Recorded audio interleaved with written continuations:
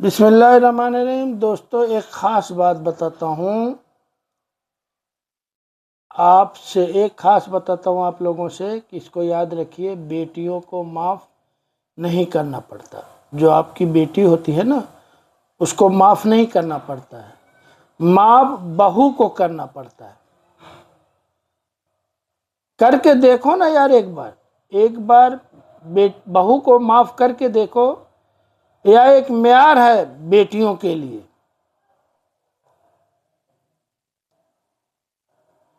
वह ब्याह कर किसी जगह गई, आपकी बेटी ब्याह कर किसी जगह गई है, उसकी शिकायत आई तो हमारा जवाब क्या होता है वो सुनिए।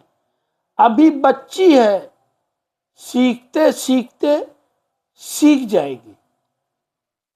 हम अपनी बेटी की, जब हमारी बेटी की शिकायत आती है तो हम कहते हैं अभी बच्ची है, सीखते सीखते सीख जाएगी। यह जवाब बनाइए बहू के लिए। ये जो जवाब आप लोग अपनी बेटियों के लिए देते हैं, ये जवाब असल में बहू के लिए होना चाहिए। अगर वह गलती करे, उसकी सास शिकायत करे,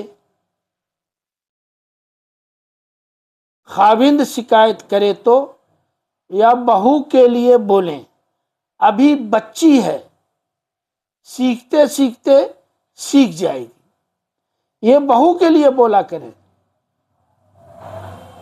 बहू के लिए जरूरत है, बेटी के लिए नहीं। इसकी इस जरूरत, बेटी गलती करे तो उसके आप लोग वकील बन जाते हो। सारी जिंदगी सास ससुर अपनी बेटी के लिए वकील रहते हैं और अपनी बहू के लिए जज बन जाते हैं। जब आपकी बेटी अपने ससुराल में गलती करती है तो सारी जिंदगी उसके लिए आप वकील बने रहते हैं और बहू के लिए जज बन जाते हैं।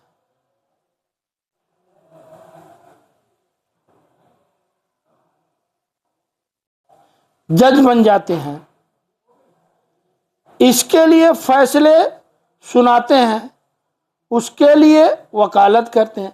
यानी बहू के लिए फैसले सुनाते हैं और बेटी के लिए वकालत करते हैं। तो मेरे दोस्तों, ये भी सोचो कि वह भी किसी की बेटी है।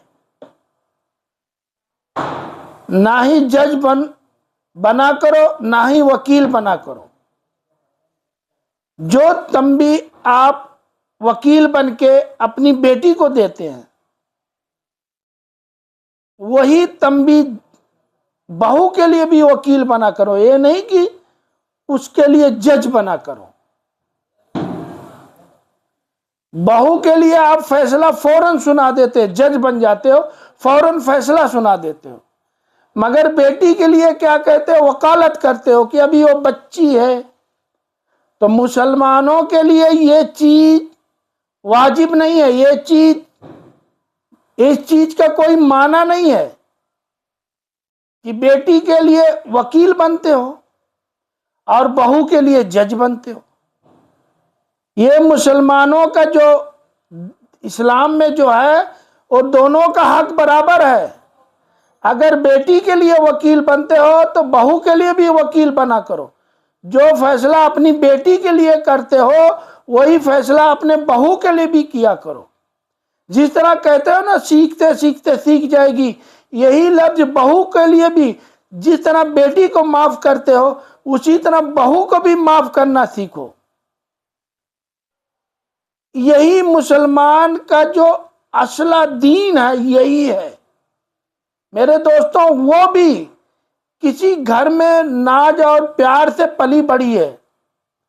वो भी अपने माँ बाप की लाडली थी। जैसे आपकी बेटी आपके लिए लाडली है ना, तो बहू भी अपने माँ बाप के लिए लाडली थी। बड़े नाजों से उन लोगों ने 18-20 साल पाल के आपके पास भेजा है।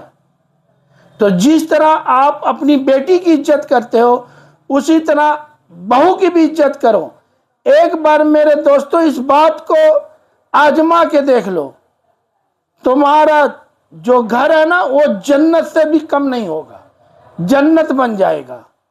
इसलिए मेरे दोस्तों, मुसलमान का जो सही धर्म है, हमारे नबी करीम सल्लल्लाहु अलैहि वसल्लम का फरमान है कि बहू बेटी की बराबरी किया करो। ये नहीं कि ये बेटी है ये बहू है।